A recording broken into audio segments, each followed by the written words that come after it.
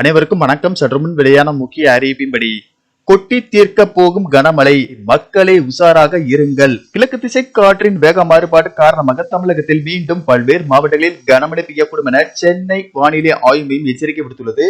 இதுல எந்தெந்த தேதிகளில் எந்தெந்த மாவட்டங்களுக்கு கனமழை எச்சரிக்கை விடுக்கப்பட்டுள்ளது என்பதை பற்றி நம்ம வீடியோல பார்க்க போறோம். வீடியோவை ஸ்கிப் பண்ணாம பாருங்க. வீடியோக்குள்ள போறதுக்கு முன்னாடி இந்த வீடியோக்கு ஒரு லைக் பட்டனை பிரஸ் பண்ணிக்கோங்க. இப்பதான் நம்ம சேனலுக்கு ஃபர்ஸ்ட் டைம் வரீங்கன்னா சப்ஸ்கிரைப் பட்டனை பிரஸ் பண்ணிக்கோங்க. கூடவே பெல் ஐகான் பட்டனையும் பிரஸ் பண்ணிக்கோங்க. வாங்க வீடியோக்குள்ள போகலாம். கிழக்கு திசை காற்றின் வேக மாறுபாடு காரணமாக தமிழகம், புதுவை மற்றும் காரைக்கால் பகுதிகளில் பெரும்பாலான இடங்களில் கனமழை பெய்யக்கூடும் என அறிவிக்கப்பட்டுள்ளது.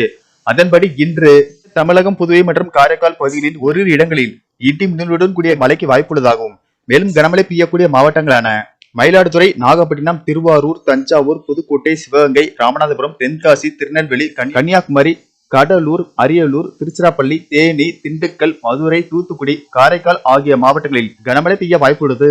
நாளை தென் தமிழகத்தில் அநேக இடங்களிலும், வட தமிழகத்தில் ஓரிரு இடங்களிலும், புதுவை மற்றும் காரைக்கால் பகுதிகளிலும் இடி மின்னலுடன் கூடிய லேசானது முதல் மிதமான மழை பெய்யக்கூடும் என்றும், கன்னியாகுமரி, திருநெல்வேலி, தென்காசி, தூத்துக்குடி, விருதுநகர் மற்றும் ராமநாதபுரம் மாவட்டங்களில் ஓரிரு இடங்களில் கனமழை பெய்ய வாய்ப்புள்ளது. மார்ச் 2ஆம் தேதி தென் தமிழகத்தில் ஒரு சில இடங்களிலும், வட தமிழகத்தில் ஓரிரு இடங்களிலும், புதுவை மற்றும் காரைக்கால் பகுதிகளிலும் லேசானது முதல் மிதமான மழை பெய்யக்கூடும் என்றும், மார்ச் 4 முதல் 6ஆம் தேதி வரை தமிழகம், புதுவை மற்றும் காரைக்கால் பகுதிகளில் பொதுவாக வறண்ட வானிலை நிலவக்கூடும். சென்னையை பொறுத்தவரை அடுத்த 48 மணி நேரத்திற்கு வானம் ஓரளவு மேகமூட்டத்துடன் காணப்படும் என்றும், நகரின் ஒரு சில பகுதிகளில் லேசானது முதல் மிதமான மழை பெய்யக்கூடும். மேலும் மார்ச் 1ஆம் தேதி கனமழை பெய்யக்கூடிய மாவட்டங்களில் உள்ள பள்ளி, கல்லூரிகளுக்கு விடுமுறை அறிவிக்கப்படும் என்று கூறப்படுகிறது.